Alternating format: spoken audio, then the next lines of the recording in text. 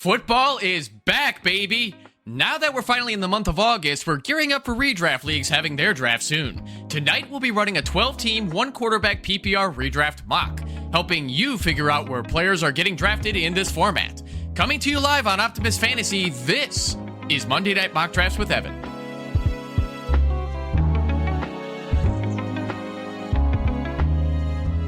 Ladies, gentlemen, and all those in between or outside of it, welcome to Monday Night Mock Drafts with Evan, right here on Optimus Fantasy, coming to you every Monday evening until week 1 of the NFL season. I am your host, Evan Sather. Tonight, I have a multi-talented guest who's been in a lot of places in the fantasy football space. He is a writer for the Footballguys and Oddschecker. He's also a host of Level Up on the 32-bit YouTube channel. He is also a co-host of Fantasy Football Q&A with Greg and Tipp on the Sports Affiliation YouTube channel. Please welcome to the show, Tipp Major. Tipp, how are you tonight, man? Evan, yo, what is up, man? Hell of an intro. I love it, brother. Multi-talented? Okay, all right. I appreciate it, man. I appreciate you guys having me on, man. I love what you guys do at Optimus. I've met Nate last year. I met Eric Romanoff.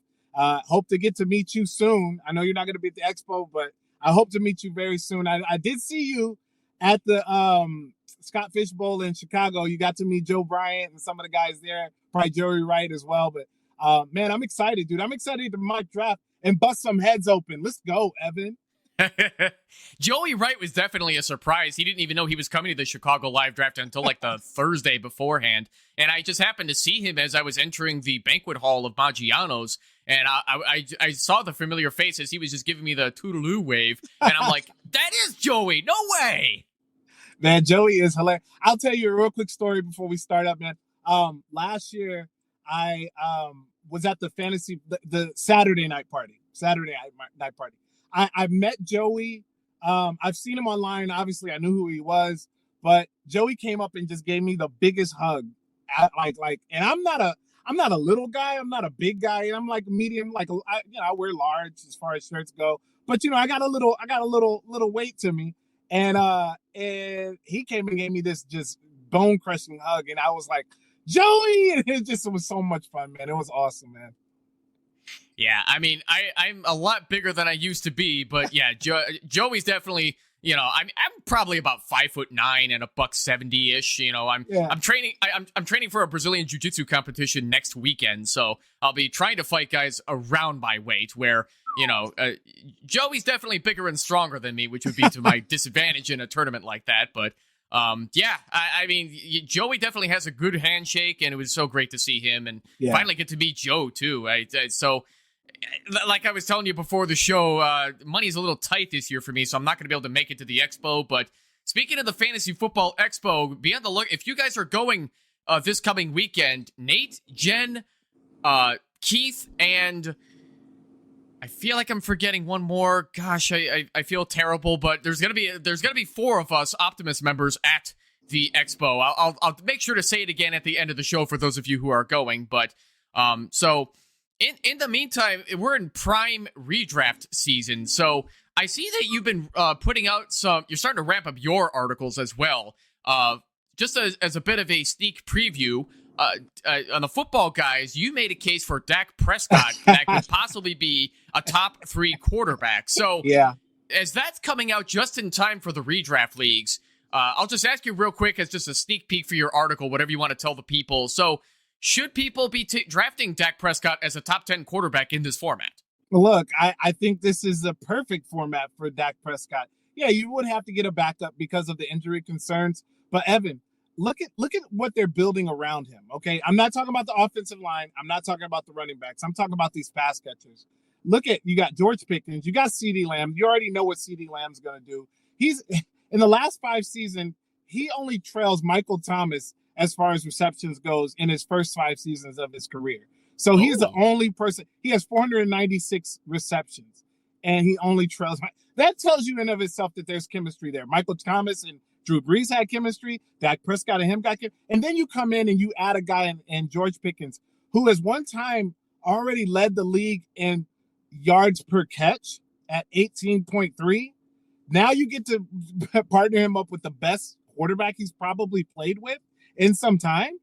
And look, I have a feeling that this is going to be a dynamic duo. And I didn't even talk about Jake Ferguson. Jake Ferguson is a guy that look at what he did in 2023 with Dak Prescott and he were both healthy. Mm-hmm. He looked to him towards the red zone. All of Jake Ferguson's touchdowns were in the red zone. As a matter of fact, 3 of them were inside the 5. Like, this is type of stuff that we've got to start looking at when they're going to be scoring points in Dallas, because their defense is suspect. And let's just say it like it is. It stinks. It's a bad defense. Now they're dealing with the Micah Parsons situation. That saga, that's going to draw out. You may have some players rolling their eyes. You know they already feel about his podcasting and things like that. They want him to focus on the field. So now you got a defense who's already been in shambles. What are they going to do now? Are they going to take a step forward? Are they going to take a step back? And then you got this running back room, Evan. This running back room, none of them are running backs that are going to run the ball. And behind that offensive line is suspect. So Dak Prescott's going to be throwing to all of these guys because they all are pass-catching running backs too. Take a look at all 3 of them. They have had pass-catching prowess in their careers. So it's going to be one of those situations where Dak Prescott's going to be throwing the ball a lot. I think he can touch 700. I put a quote out there or a tweet out there a few days ago. Bold prediction, 750, which would break the record. I think that is something that is possible for Dak Prescott should he stay healthy. Yeah, I think that's a fantastic case for everybody. And I'm glad you brought up Jake Ferguson, too, because I wanted to do the same. They just paid the guy. They really like Jake Ferguson way more than Dalton Schultz. 100%. Yeah. Yeah, and now that they don't have Ezekiel Elliott anymore, I mean, that's a great point you made about that, too. So we'll have to see if anybody in our mock draft takes Jake Ferguson a lot higher than people are planning on doing this year, too. Yeah, I'm giving too many nuggets out, Evan. See that? Now, this is why we can't do this. We can't go out giving out nuggets on right when we're about to do a draft, because now these people are going to start using it against me. I mean, shout out to all the great people, first of all, who's drafted with this. I mean, we've got Pro Football Focus's Nate Janik. He's on here with us. We got my guy Spiders, a.k.a. Eric. He's on here. You got my guy Mantis Toboggan. He's on there, too. And we got another great people. We got Andrea in here. So we got a lot of great people in this draft, Evan, and I'm excited. I can't wait. Funny story about Nate Jonke. He took the last spot in this mock draft tonight. He was in the middle of his Ask Me Anything in the PFF server, and I just dropped the question to him. I'm like, hey, I'm running a mock draft. You want to join? And to my surprise, he said yes. So I was like, here you go, man. I dropped him the link in his DMs just to make sure no one sniped him, and here we are. Yeah, I think he's number 9. So this is going to be curious to see what Nathan does. So just to give everybody a sneak preview of what we're dealing with tonight, this is about as vanilla as you can get for a 12-team, 1-quarterback PPR mock. 1 quarterback, 2 running backs, 2 wide receivers, 1 tight end, 2 flex, a defense/special teams, and a kicker. Yeah, I mean, we know that at least in our space, there's a lot of people who do not like kickers and defenses, but we got to think about folks in the home leagues that are comfortably having these positions, and they should still matter too. But me personally, Tipp, I like kickers and defense/special teams. It's like a homey feeling for me. What do you think? Yeah, I mean, kickers need love too, guys. I mean, look, we've seen in the last couple of years, kickers average 20 points a game. Like some of these kickers, you look at like Jack Bates. You look at kickers like Brandon Aubrey when he was with the Cow. Like these guys are gonna get you some points. That's what they're gonna do. Yeah, there's no more Justin Tucker right now. We got the legal situation he's going through, but he was one of those guys who would consistently get you fantasy points. So, hey, kickers need love too. Just my preferences, I go for a lot of the indoor kickers, the indoor dome kickers, and guys who are on potent offenses. If I'm going to go with an outside kicker, like somebody like Evan McPherson or Tyler Bass, that's kind of what my MO is for kickers. But I think you still got to play with them. And defenses, it's always fun to get a defensive fumble sack or maybe a return touchdown. It's always fun, right? So let's keep it going. Let's keep it fresh. IDP leagues are awesome too. But if you don't have the time to really focus on individual players on the defensive side, why not let them team up and when you get you some points. Everybody hates losing because of those excellent points that come from kickers and defenses, which can be just so hard to predict and yet makes the game so much fun. This is a guy who lost in that same situation because of a kicker in the championship round right before the Super Bowl. So Ooh. I know the feeling. It hurts. It sucks. But if it would have gone the other way, it would have been glorious. It would have been great, and I've had it go both ways. So yeah, it's just something I think we should keep it, man. Keep the kickers. That is the game we love and play so much. And so speaking of which, Tip, we're about 10 minutes in. I think we should get this going. Are you ready, my man? I'm ready. Let's do it. All right, let's do it. I'm going to click start here, and off we go. We've got Dan the man over here picking from the 101. We've got 60-second timers tonight. He didn't need 60 seconds. He knew to go get Bijan. No, go ahead, Tip. This is it. This is the. I was going to send a tweet out tonight. I'm still going to send a tweet out. And Bijan Robinson, guys, look, I know that this was kind of the funny thing behind it. There were 7 quarterbacks, if you include Taysom Hill as a quarterback, 7 quarterbacks that had a longer rushing yards, a longer run than Bijan Robinson. He only had a 37-yard run. That was his longest of last year. What is Bijan Robinson working on this season, off season? He's working on explosiveness. He's working on getting those longer runs. So let's see what happens. And then you got a guy like Gus Edwards last year who ran a 43-yard, again, more than what Bijan was able to give out there. And so that's, I think, the only thing with Bijan Robinson. People are the long speed. I think the player, the catching, the blocking that he does for the team, he's always on the field. He can be lined up in any position. He can the contact balance, all of that is there for Bijan Robinson. Bijan Robinson is the number 1 de facto pick. You can argue Jamar Chase, but I think it's Bijan Robinson just because of the pure touches that he's going to get this year. He's number 1 across the board for me. Yeah, you brought up a really good point, too, with his longest run, with just the way the Falcons were using him a little strangely. But, I mean, he hasn't had a stable offense ever. He got drafted in the middle of an Arthur Smith cluster F of an offense. Nate's kid listens, so I try to watch my language here. So Bijan is definitely getting a lot of hype at number 1, and you brought up an excellent point, too. He's working on his explosiveness. Meanwhile, Gus Edwards had a longer run than Bijan last year. He isn't even on a roster right now, which it kind of blows my mind that he's not a depth option anywhere yet, but I don't know his physical health either. And yet his backfield mate, J.K. Dobbins, got himself a backup. Well, we don't even know if he's going to be the backup running back on the Broncos yet. But getting back to Bijan, though, Tip, so it seems to be between him and Saquon. Do you see any reason to be putting Barkley behind Bijan or even ahead of him? Yeah, so there was recent comments that came out by the OC in Philadelphia saying that they are going to be looking at his workload, and what does that mean? And it looks like it's my turn, so I'm going to go ahead and go, Evan, if you don't mind. And yes, sir. I'm going to go ahead, since it's a redraft league, guys, how can you not go with Derrick Henry here at the 12th spot? I'm going to go ahead and go with Derrick Henry. Now, I was going to go Christian McCaffrey, but I'm going to talk a little bit about why I'm not going to do Christian McCaffrey here. Although it is a really good value right here. The only reason I'm not going to go Christian McCaffrey here really quickly is because there's only 15 rounds. If there was 20 rounds, I would go with Christian McCaffrey, and then that'll allow me to get one of those handcuffs. So that's, for me, there's not enough rounds for me to fill up 2 other handcuffs or 1 other handcuffs with Christian McCaffrey. So I'm not going to waste a draft pick on getting Christian McCaffrey. But what I am going to do, and Puka Nacua, I like Puka Nacua, but I am a little nervous about the back that Matthew Stafford has. So I'm going to go with Drake London here, guys. If I could start this league with Derrick Henry and a number 1 wide receiver who I think has the potential to be he was a top 3 last year. I think he has a potential to be top 3 again, maybe even the number 1 running wide receiver in fantasy.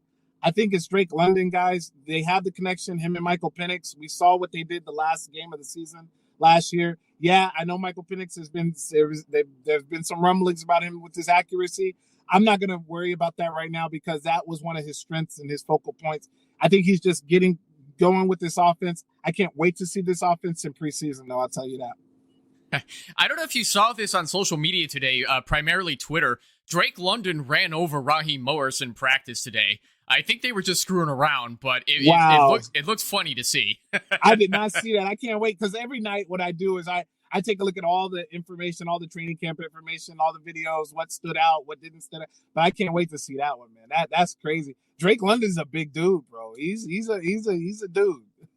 It's funny because he doesn't look that big when you look at him just standing up, but people forget he's strong. He's got the strength to be a great wide receiver, especially getting separation, and he's got his own explosiveness as well. And now that he's got a real, we hope a real offense to support him, Penix is definitely, you're right, Penix is definitely building up some great chemistry with Drake London. So I'm going to grab my first running back off the board in Bucky Irving. Okay. So I started off with Justin Jefferson at the 104 and then followed it up with Bucky Irving at the 209. So maybe you can talk me off of this ledge, Tip. I am not that big on Bucky Irving being considered an RB1 this season because he's still kind of sharing the backfield with Rachaad White, which, I mean, I'm not that big on Rachaad White, but he's still going to get some change of pace stuff. Sean Tucker, I'm not as worried about because he barely gets 10% of the snaps when both of those guys are healthy. But should I be trusting Bucky as a running back one? As a running back one, Evan, I'm going to say no. I had the same scenario in a draft that I did last week where I got Derrick Henry and then I got Bucky Irving because I wanted to go heavier on running back in this one.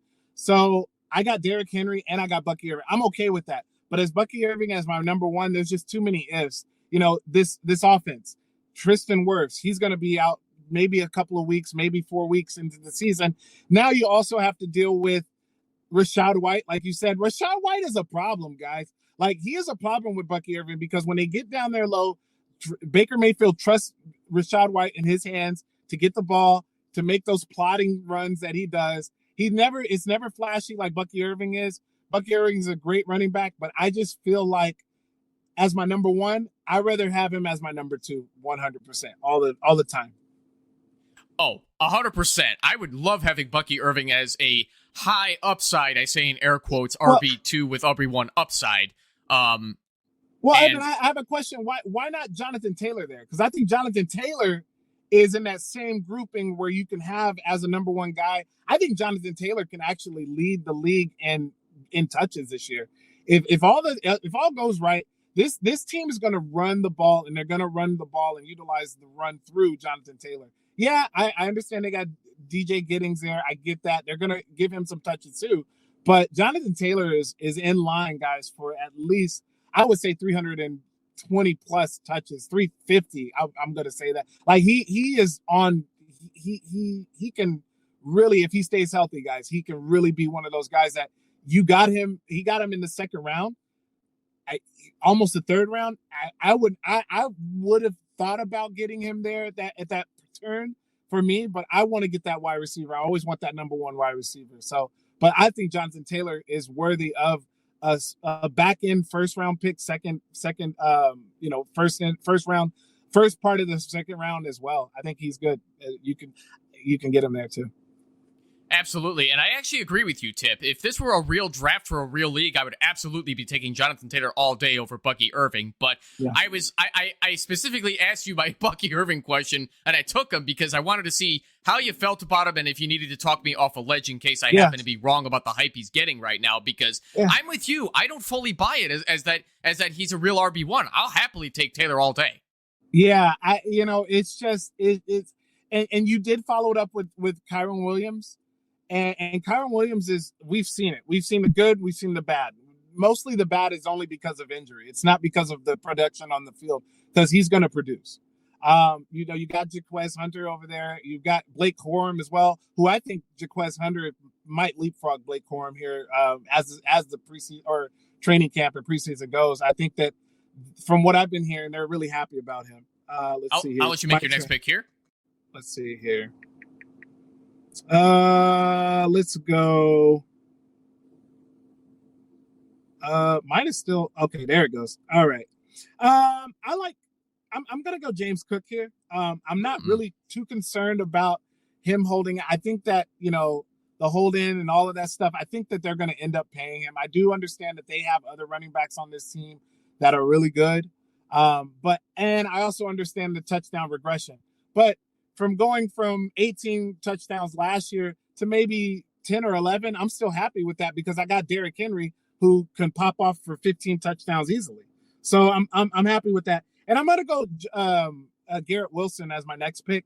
So I'm going running back, receiver in this format because I think that in this format, you can wait at quarterback. You don't have to look, guys, we're waiting at quarterback on my end. You can wait at tight end as well. This is not a tight end premium. I see Brock Bowers and I see Trey McBride, and I'll talk a little bit about Trey McBride later. But I think that you need to build on those positional players that are running back and wide receiver in this type of format. And that's what I want to start to do. Mix it with some good young and good old, but the old's got to be the guys like Derrick Henry, who's going to get you some yardage and get you some touchdowns. I love your Garrett Wilson pick in the 4th round here to kick us off at the 401. I feel like a lot of people are sleeping too much on Garrett Wilson because of the bad reputation the New York Jets have on offense, and especially with how Aaron Rodgers insisted on having Devontae Adams on the team, which took some targets away from Garrett Wilson. But what people need to know is that Garrett Wilson quietly had a wide receiver 10 season last year. He has proven he is a top 10 wide receiver with the right offense. So I have to now ask you, what's to stop Garrett Wilson from repeating that with Justin Fields throwing to him? I think the only thing that can really, really stop it is two things. The Jets last year, they only ran the ball 21 times a game. That's going to change. They're going to be one of the run heaviest teams in the league, guys. Like, they've got these 2 premium running backs. They got a guy in Breece Hall, we've seen what he can do, and they got a guy in Braylon Allen who they call the War Machine. That in of itself just tells me he's getting on the field. So you're gonna have those 2 running backs, and then not only that, you're gonna have Justin Fields, who's one of the top rushing quarterbacks out there. So this team's gonna flip the switch and run the ball quite a bit. Now, Garrett Wilson is the alpha when it comes to pass catching. Yeah, you got Mason Taylor. Yeah, you've got Corey. You got some other guys there. You got other guys there. I get it, but he is the alpha. So he's going to get the brunt of the touches or the targets. So I think he's easily a guy who can get 140 plus targets. He's done it before. Why not do it again? Justin Fields, they have a connection back from college. I think that as long as Justin Fields and his toe is healthy and he's on the field, Garrett Wilson's gonna thrive. And even if Justin Field isn't on the field and it ends up being the secondary, I believe Tyrod Taylor was signed in the offseason. Yeah. Tyrod Taylor knows what to do to get to the number 1 guy. He's going to throw it there to Garrett Wilson. Garrett Wilson had Zach Wilson throwing him the ball. So it's one of those scenarios where I'm not worried about him. I'm not quite saying he's quarterback proof, but he is one of those guys who it doesn't really matter who's throwing to him out there because he's going to get targets. Yeah, I love everything that you said about that, too. Even if it has to be Tyrod Taylor, he's going to go to his first read. There's no reason not to believe otherwise. And Justin Fields, he got lucky with that dislocated toe that just got popped back into place. And, even if you've so much sprained your toe like I have before on both of my feet, it lingers for so long, especially when you're a Brazilian jiu-jitsu guy like me. You need your toes to be able to lunge forward to go for either a double leg takedown or something like that. You got to use your toes to grapple on the carp on the mats there, bro. Yeah, I hear you. Hopefully not to that point.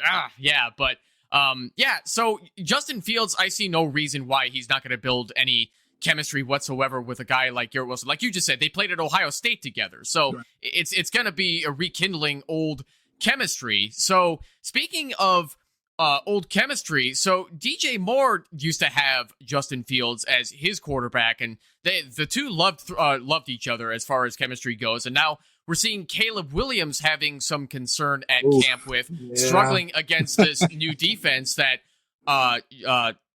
Dennis Allen is really throwing at our offense in training camp, where our defense is shredding our offense so far in training camp, which A, gives me hope for Dennis Allen, and B, well, I'm not putting too much on it because it's a brand new offensive system that all the guys are getting. But as far as DJ Moore goes, the Bears also now have Rome Odunze, and they just spent a 2nd-round pick on Luther Burden. Do you still love DJ Moore as a second wide receiver in the 4th round? I don't. I'm not willing to take that price there. There's other players that, for instance, let's look at it. I like Devontae Adams. I know the whole situation with Matthew Stafford's back. I get that. Cortland Sutton just got paid. I would prefer Cortland Sutton over DK Metcalf. Although he's been hitting people, knocking them out. Ted McMillan. All these guys are going off after DJ Moore. I would take those guys above DJ Moore at this point, because you already hear that it's not all sunshines and rainbows there in Chicago. The other thing too, it's a Ben Johnson. This is a complicated offense, guys. Like, this is not an offense. All offenses are complicated. Let's just get that straight. Any NFL offense is going to be complicated. But this is a very intricate, very, very detailed offense. So if it's going to take him some time, I think Caleb Williams is going to be fine in this offense. I think this offense will be really good, but it's going to take time.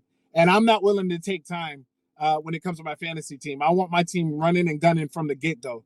And that's where I like Roma Dunze.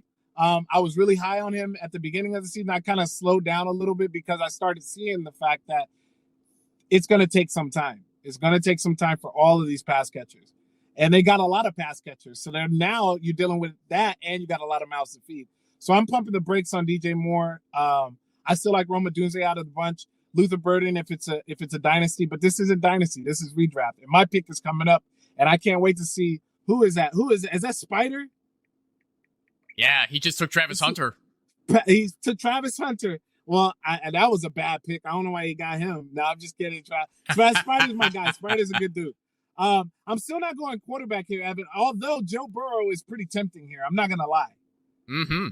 You know what? I'm going to do it. Joe Burrow is like, this part right now, I know we talked about Dak Prescott, but Joe Burrow is that dude that, you just pencil him in for, 35 plus touchdowns, 4,000 yards, pencil him in for that.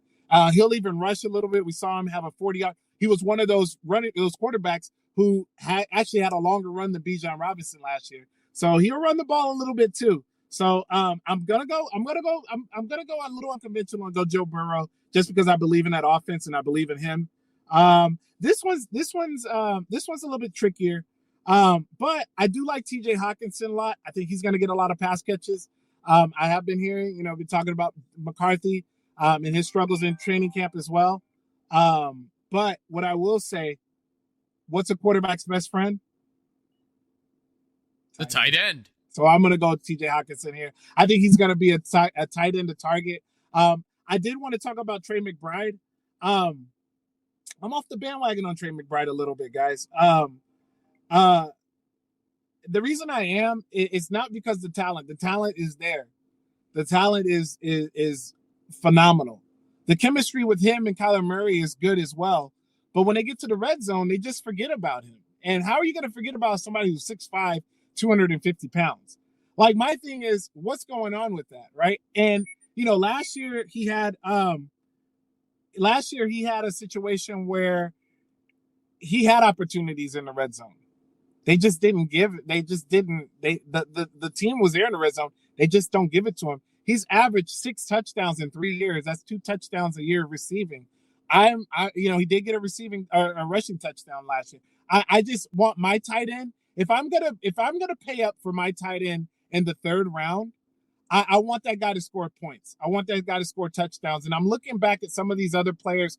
Kenneth Walker, he scores touchdowns. I know they got Zach Charbonnet. Tyreek Hill, look at this. Tyreek Hill, guys. T. Higgins are going after him. If you go and look at Footballguys on our, you got players like Brian Thomas Jr. going behind him. You got Brian Thomas is starting to jump up a little bit more, but you've got players like Cortland Sutton going after. I trust these guys to get in the end zone more than I trust Trey McBride right now. That's a big statement to make, considering all the hype that he's got right now. I know and Evan, he's getting a bunch of hype, and he's gonna be he's gonna be a target hound. He's gonna be a beast receptor in the receiving side. Now, if it's a tight end premium, I'm gonna shut my mouth and let him take But if it's a regular draft where no tight end premiums, I'm moving Trey McBride down a little bit for me. So I'll get back to Trey McBride in a second. I wanted to ask you about TJ Hawkinson, who you took at the 601. I think it was a couple of days ago, he had to be sidelined at practice because of a groin injury. I have not read about the severity of this, but groin injuries tend to linger the way that Achilles tendonitis does. But they're not the same injury, but they lingered like they do. Are you at all concerned about this? Yeah, any soft tissue injury, Evan, I'm going to be concerned. I was concerned last year when Christian McCaffrey pulled up with the calf muscle. That's a soft tissue injury. I'm not a doctor. I'm not a physical therapist. I'm not in that field. but I do have friends and friends that are, and they tell me, man, anytime it's a soft tissue injury, it's susceptible to flare up at any moment. They could be sitting at home, chilling, watching, sitting on the couch. They could get up wrong. If they get up wrong, they could be. I had a family member. I kid you not. She was walking up some ladder, like a step ladder, and she tore her Achilles. Like, I'm not comparing her to a athlete, but I mean, these are simple things that you do at home that if these guys are already dealing with certain soft tissue injuries, it could flare up. It could. So I am concerned. I'm not going to sit here and say I'm not concerned about it. You have to be concerned about any soft tissue injury. So, gosh, it's always those injuries where it's the most non-athletic things that get you the most hurt. I've learned this, too, in my years of being a amateur athlete, where I was a cross-country and track guy in my youth, and now I'm a Brazilian jiu-jitsu guy. It's always the dumbest stuff that gets you the most hurt. It's never the actual activity that does. Well, we always hear about these starting pitchers that are walking down the stairs, and they trip and fall, and they're on the IL for, 45 days. It's like, what? Like, what's going on? Oh, my gosh. That also reminded me of an unrelated story with Kobe Bryant, rest his soul. He threw out his back once trying to help around the house and vacuum. It's always dumb stuff like that. Man, it's crazy. It's crazy, bro. It's crazy. Getting back to Trey McBride, too, I have been reading a lot of scuffling in the fantasy football community, whether it's Brock Bowers or Trey McBride that's potentially going to be the tight end one. I still think it's going to be Brock Bowers because he's shown what an amazing talent he is with 3 different quarterbacks and a complete mess of a system with what's-his-face who got fired in place of Pete Carroll and Antonio what's-his-face? Antonio Pierce, yes. Now that the change in leadership has happened, especially with Geno Smith as Brock Bowers' quarterback now, does Brock Bowers still live up to the hype, or does Trey McBride still push him for that? Yeah, look, Evan, I am a Raiders fan through and through. Absolutely, Brock Bowers hold. I have been watching certain film and tape on what I can get my hands on in this training camp. I've seen Brock Bowers run all over the field. I've seen him lined up in every position on the field that he can line up in. I've seen him line up as H-back. I've seen him lined up as a joker. I've seen him lined up in slot, out wide, in line. I've seen this guy everywhere. And another person I've seen too, I just saw just yesterday, I tweeted this out, check it on my timeline. Ashton Genty is also lined up in the slot too. So what Chip Kelly's going to do is he's going to create space with these 2 hard-nosed, hardcore, fast runners, and he's going to create space for them. So I think Brock Bowers has the opportunity to just obliterate all the tight ends this year, be the number 1 tight end. And I think that Brock Bowers is the de facto number 1 guy in certain leagues. Look, if you are in a tight end premium, I'm in a tight end premium league in a few leagues. I took Brock Bowers number 1 in my first round. Not the number 1 pick, but my first round. I took Brock because I believe in him so much. I think that it's just going to be an extension of what he did last year, but we're just going to see so much more efficiency, possibly more touchdowns as well. I think I'm projecting somewhere around 6 to 8 touchdowns for him this year. I think last year he got right to 5, so he beat his 4.5. That was his threshold. But I think this year we could see a little bit more of Brock Bowers. And Geno Smith's going to throw the ball.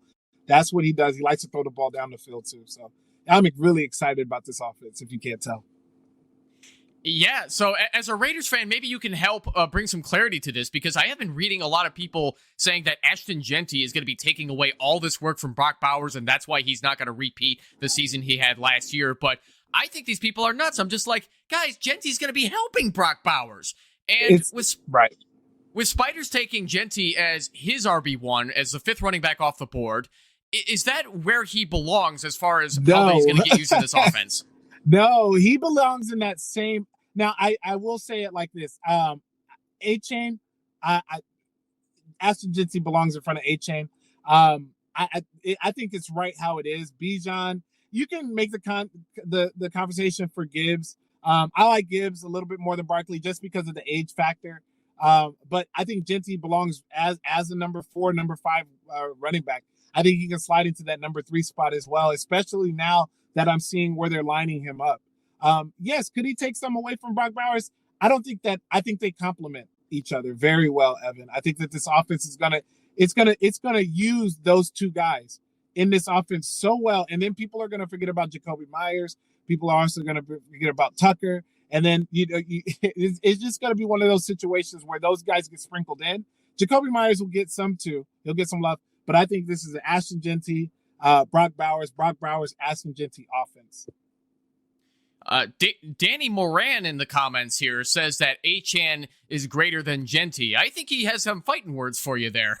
I mean, I would like to know how. I mean, yes, I think you have to go based off the sheer volume just in itself, and it is my pick. So let me pick my player, and I will finish my thought here. Let's see. Let's do this. Let's go with. I've really been liking this Matthew Golden kid. I'm going to go ahead and go with him as my third wide receiver. I think that's formidable. It is giving a lot of, but I think that this offense. I think that he's going to carve away in this offense. I think that he will be the main guy in this offense as well, as long as he stays healthy. So I really like the Matthew Golden kid. I saw a picture of him. He was not too far from where I live. He took one of my nephews, and dude is yoked, man. I was really tripped out like how big he is. I was like, wow. And then let's see. I'm gonna go Travis Etienne as my third running back here. Hearing a lot about him in training camp as well. I don't know who to trust in this offense from a running back standpoint, but I'm gonna trust the guy who's been there right now. There is allegiance to Tootin. I get that.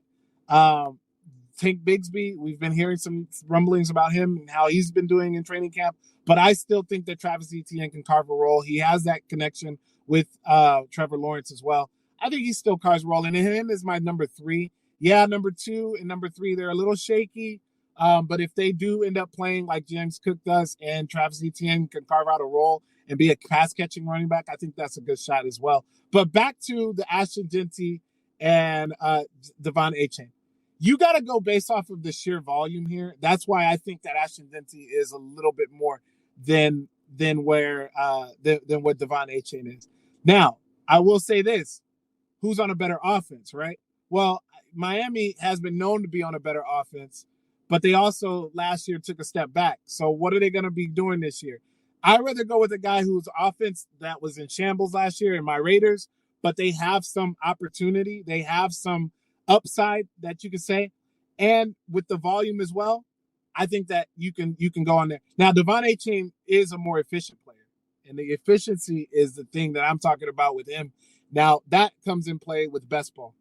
Best ball comes in play with the efficiency for me. That's where I like Devon Achane, because you're going to have those blow-up weeks. You never know when they're going to be, but you don't want to have those weeks when you're putting him, or, like you're not going to bench Genty or Achane, but if he has a few weeks that he just not popping off, you're gonna start thinking about that, especially if you're in a desperate situation.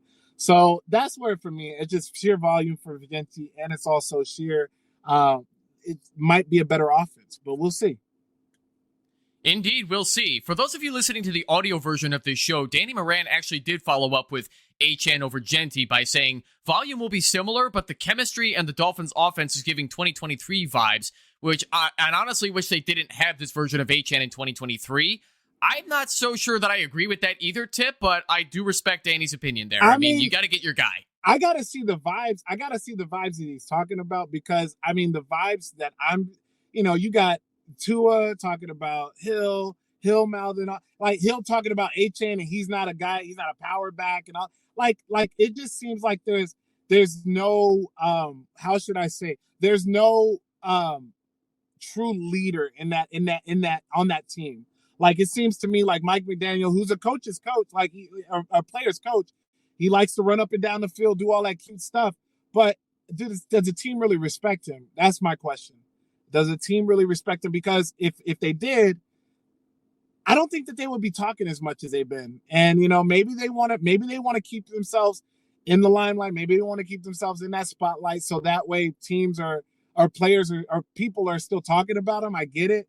But I don't know if after I had the season I had last year, I would try to be like what the Raiders are doing and keep our mouth shut and just put our nose to the ground and try to fight, man. That's what I'm looking at. And I love Devon Achane. I think that, but I just love Ashton Genty, Derrick Henry, Jonathan Taylor, Josh Jacobs maybe, but not so much. I think that Devon Achane does belong in that Derrick Henry, Jonathan Taylor range. But now we're just fighting. We're just fighting just to fight in that case because he's still a great player. Definitely. I wanted to get back to you about the Matthew Golden pick, which you did at the 7-12. Yeah. I believe you are the first non-Green Bay Packers fan I've ever heard hype up Matthew Golden, where I don't have a lot of confidence in Golden, even as a first-round pick, because of the way Matt LaFleur is running this offense, where they don't appear to have a true number one wide receiver, regardless of the data that you have and who got the most snaps and targets, where it seems to me that Tucker Kraft is probably going to be the most reliable guy for Jordan Love. But you seem to see it differently with Golden. Do you see anything different at training camp that leads to believe that he's going to be finally replacing Devontae Adams as the alpha? I just, you know what? I think that they've desperately been looking for that alpha guy. They went through Romeo Doubs. They went through Christian Watson. He can't stay on the field. And he was more of a field stretching guy anyway. This guy does it all. Golden does it all. And I think that once Jordan Love and him develop that chemistry, because that is something that they are developing through training camp. Once they develop this chemistry, Evan, I think it's one of those situations that we are going to see Matthew Golden. Yes, I like Kraft. I like that you brought his name up because he's going to be in there as well. He did have something came up the other day in training camp where he fumbled. He had a bad fumble, and I guess LaFleur kind of called him out about it, and then he clapped back. And you want that in a player. You want that player to be fiery about that because you want there to be competition. So that's another good thing too. And then you got Jayden Reed. I just don't know what to think about Jayden Reed. He's such a he's a weapon, but they don't, like you said, Matt LaFleur wants to run the ball. That's the main thing. Run the ball, use play action, and go from there. And I think Golden is more of a fit for that than running some gadgetry plays or relying on gadgetry plays in fantasy for Jayden Reed. But that's if it's exactly the best ball, I would go Jayden Reed because you're going to have those weeks where he might have 30 points. Like I remember there was last year, he had a couple of weeks in a row where he just went off. And then you're going to have a scenario like that. But redraft, I'm going to go with Golden. I think that he's going to be the golden boy in Green Bay this year. I was going to say, I definitely agree on the gadgetry that the Green Bay Packers have been running, being that Jayden Reed, to me, is the Green Bay Packers' equivalent of Deebo Samuel. He can do a little bit of everything that you need him to do on that offense. Right. No, and that's where he's designed. Oh, look, Jake Ferguson, we talked about him earlier, too. There it is. Now we're talking.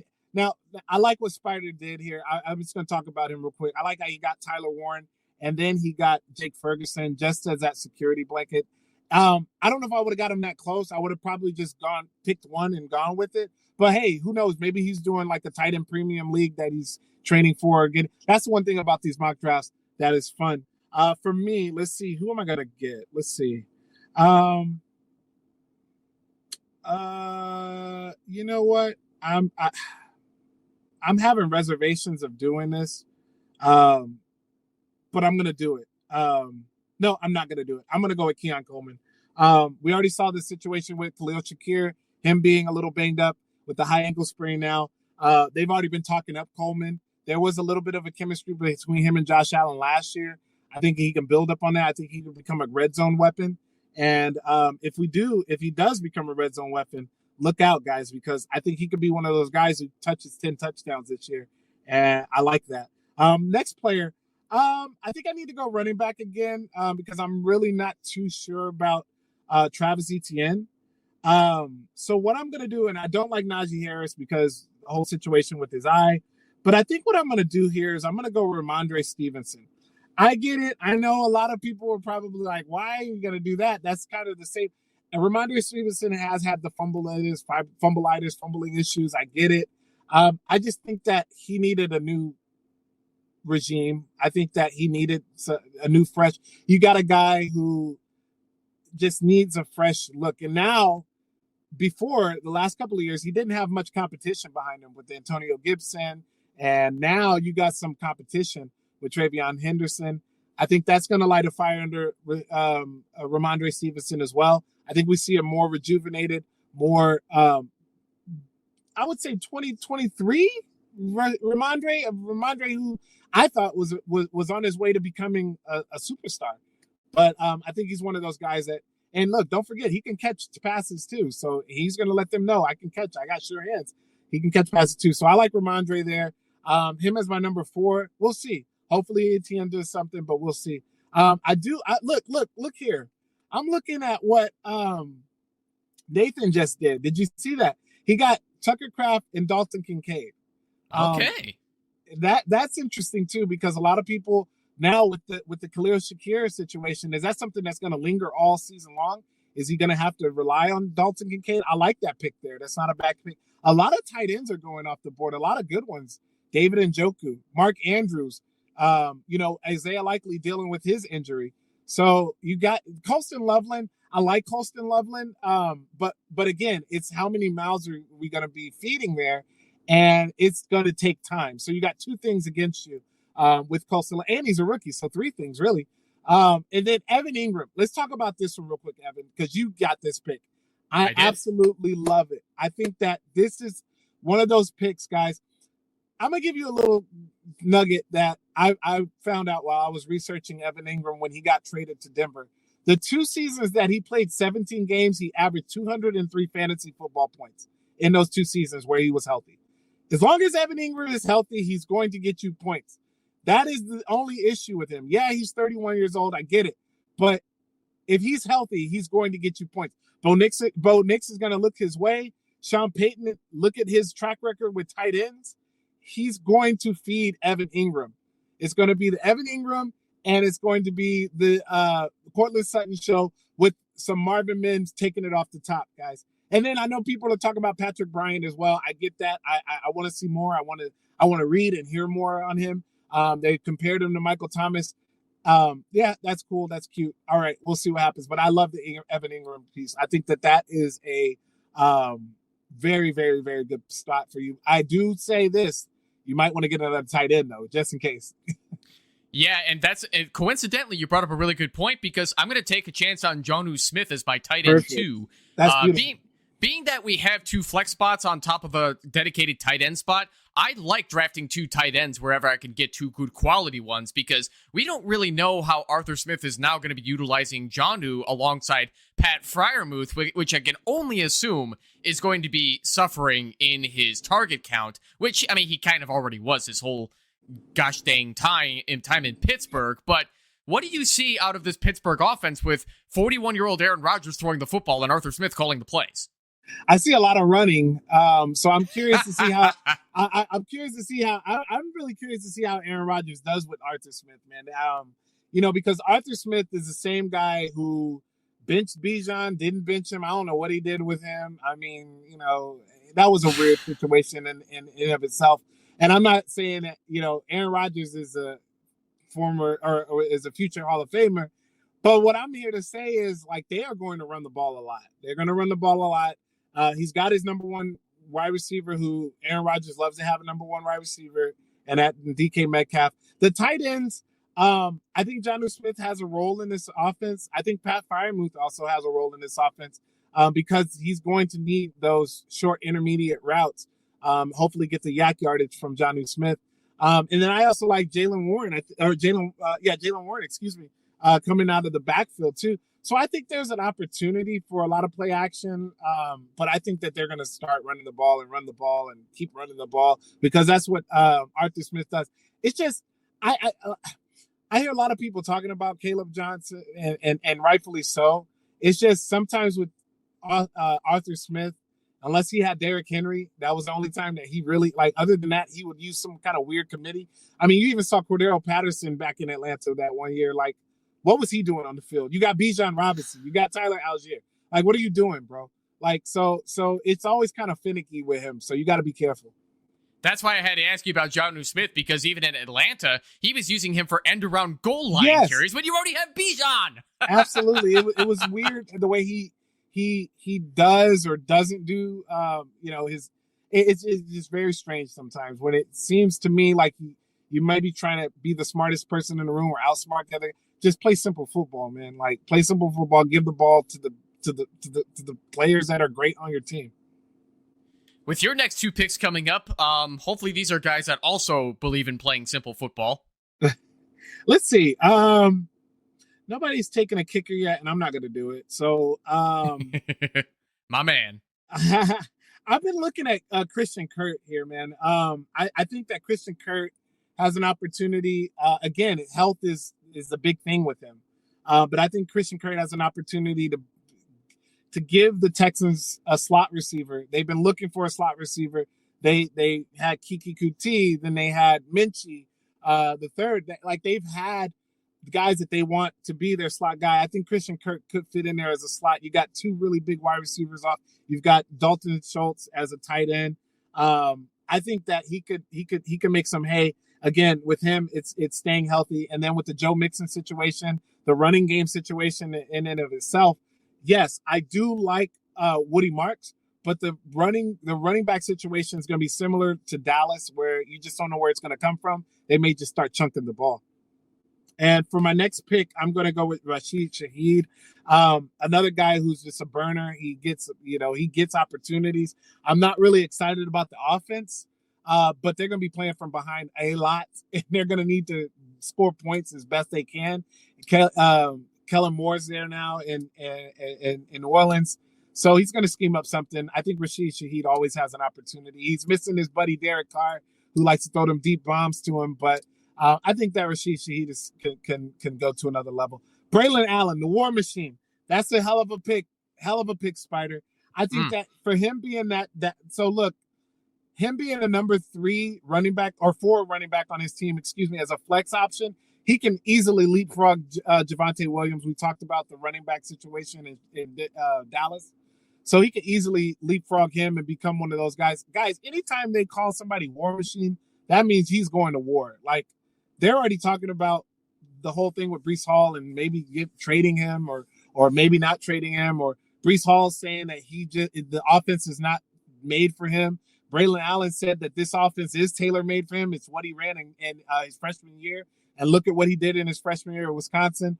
Like, I think this kid is on the cusp of being one of those players that maybe not right away, but while the season goes, as it gets colder, as those hits get harder, I think Braylon Allen is going to be one of those guys who's be on a lot of teams that win some chips. I don't see Braylon Allen eating too much into Breece Hall's volume, but I want to remind the people at home, Braylon Allen is only 21 years old entering his second season. He entered the league when he was 20. This is a really young guy who's got nowhere to go but up, and he should be a solid number 2 behind Breece for quite a while. That is assuming the Jets don't move on from Breece, but I still like both backs. Yeah, I do too. I do, but look where Breece Hall went in the 3rd round, and look where Braylon Allen went. And I think that if you look at a situation where it's a really close committee, I'm not going to say 50-50, but like 55-45, 60-40, and Breece Hall is still getting the majority of that, Braylon Allen is going to be a fantasy contributor. Like, he's going to give you points, man. He's going to get you touchdowns. He's going to get you some yardage. He might get you a few catches as well, but he's going to get you some points in fantasy. I wanted to come back to you too. Matt Tate asks, are we sleeping on Kittle just a little bit? So I'm not. George Kittle went late in the 4th round, taken by I Bet Sometimes as at the 403, which I think is amazing value for George Kittle considering the value that he's got going into this year. What do you think about that, Tip? Is that great value for Kittle? I love where he has him, and it's almost like he has Nico Collins and T. Higgins, 2 guys who score touchdowns, who get yardage. And then you got a guy in George Kittle who gets yardage and recently has been scoring touchdowns. So I think that that's a perfect 1-2 combo to match it up with Kittle. He can act as a wide receiver 3 in this case, because you got Jerry Jeudy, you got Chris Godwin. He's a little banged up. But I think Kerry Kittle, I think people are doing a disjustice because you got Brock Bowers back. He's got paid.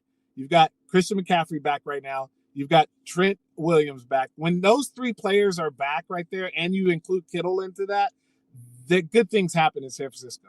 So I think it's a great pick. And then I saw Lou had mentioned Christian Kirk. He had said it's like he took the Tank Dell role and nobody's talking about it. It's true, and we don't want people talking about it, Lou. We want people to be quiet because this is still going to be a good offense. The Kaylee experience is going to be a good experience for this team. You got the whole situation out last year with I can't remember the offensive coordinator's name. His mind is blanking. I was going to say Skoranek, but anyway, we know Bobby Slowick. Slowick, there he goes. So with Slowick, so we know the situation. We know that that Kaylee is going to give some control to CJ Stroud. He's done it with all the other quarterbacks he's had, and he's had some good quarterbacks. Go look at his track record. He's going to give him some freedom in this offense, and that's all that that he wanted. That's what he asked for last year. He wanted more freedom in this offense. All right, tired of talking. I'm going to go ahead and get Jake Bates. Got to go with him. It's indoor kicker, high scoring offense in the last couple of years. May they take a little dip? Well, if they take a little dip, there's still going to be opportunities for them to kick the ball. So I'm going to go with Jack Bates. I go with him all the time. I love him. I see no reason to go against Jake Bates. He was a fantastic kicker in the UFL before the Detroit Lions signed him last year. I forgot which UFL team he played for, but a lot of these kickers were getting their chances too at the NFL. Not just all these skill position players, but Bates is another UFL standout. The Lions like him a lot.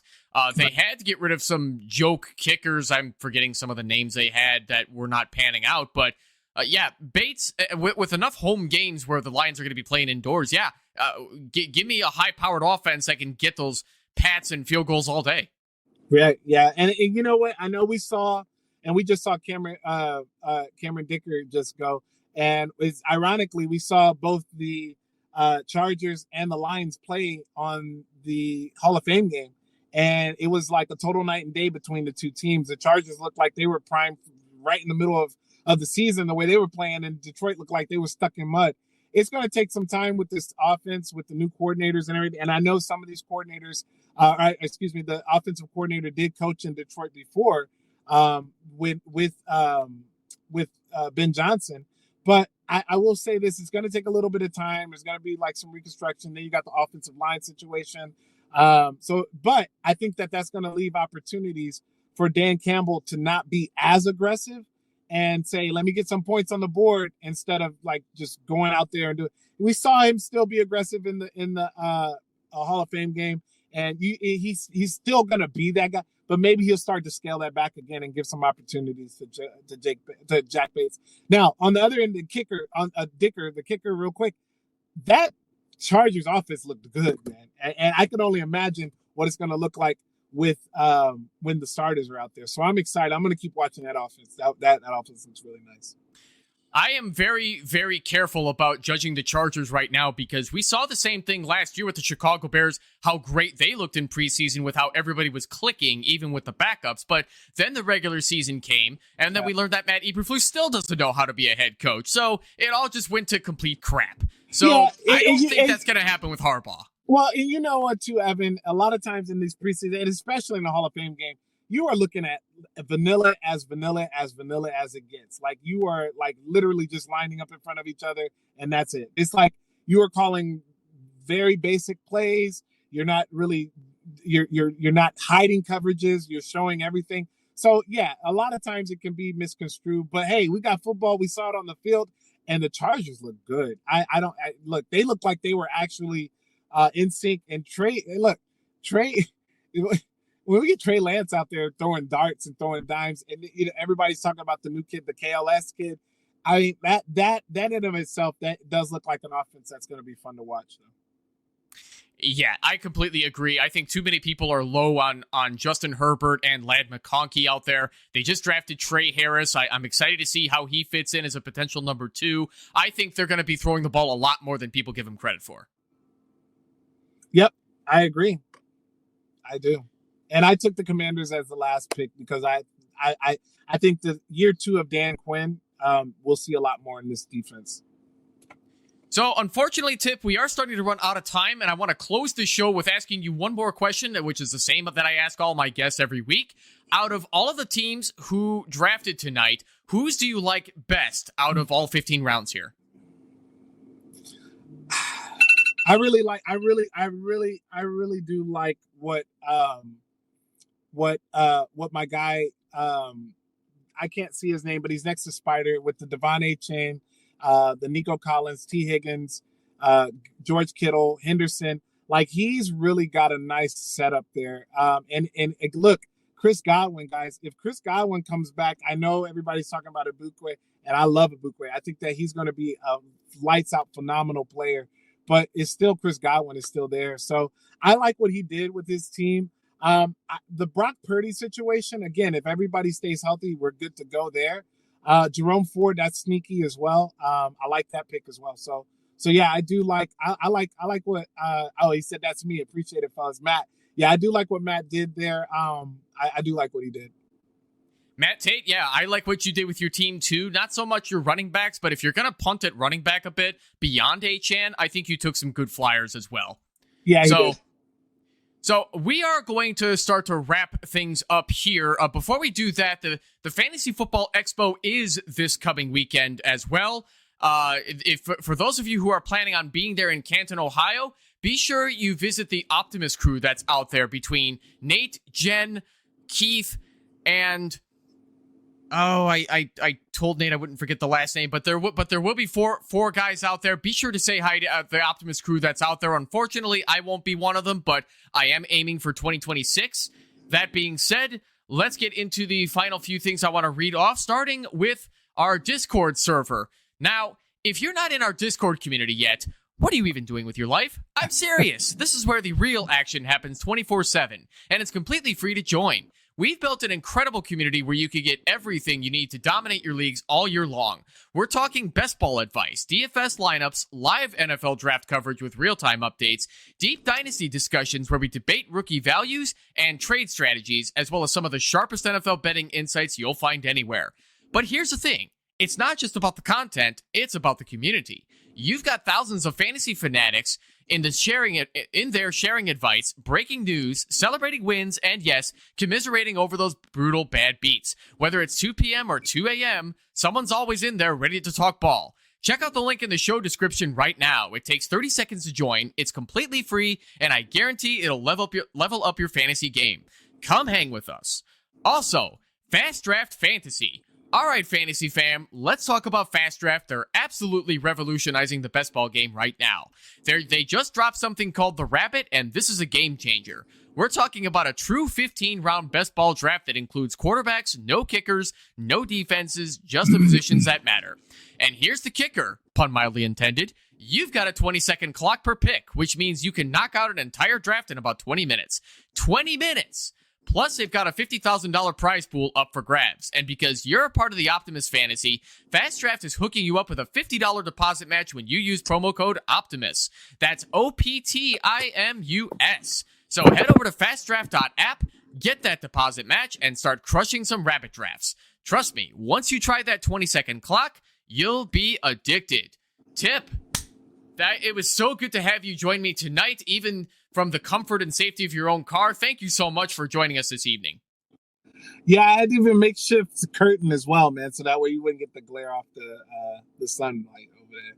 But yeah, man, I appreciate you guys having me. Look, I was excited to do the show. I wanted to do it at the studio, but hey, I got caught up at work, and I was like, I can't miss this, Evan. I can't miss this. And so, yeah, man, I'm excited. I'm so happy you guys allowed me to do it. And I had fun doing the draft, man. I've been doing a bunch of drafts here lately, but I had a lot of fun. Absolutely, I'm glad you can make it as well, even on such short notice. That these things totally happen. I get it. You know, I might have to work late myself coming up pretty soon, so we'll see.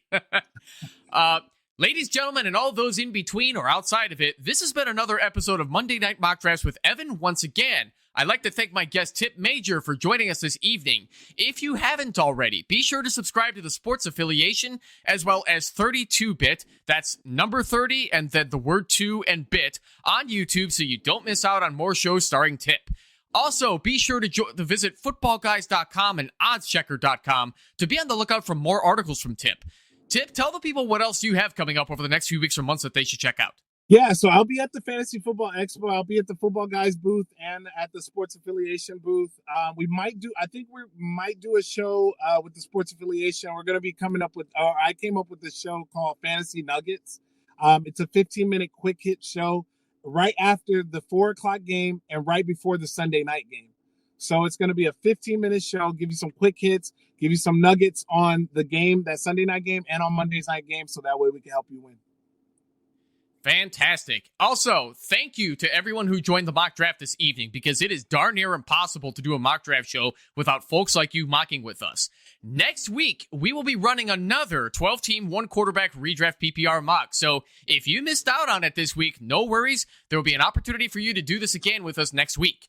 And joining me for that one, he does big work for FTN Fantasy, the Sick Podcast, NFL Fantasy, and the NFL Network. With that combination, I'm going to let you all figure that out on your own, who that might be.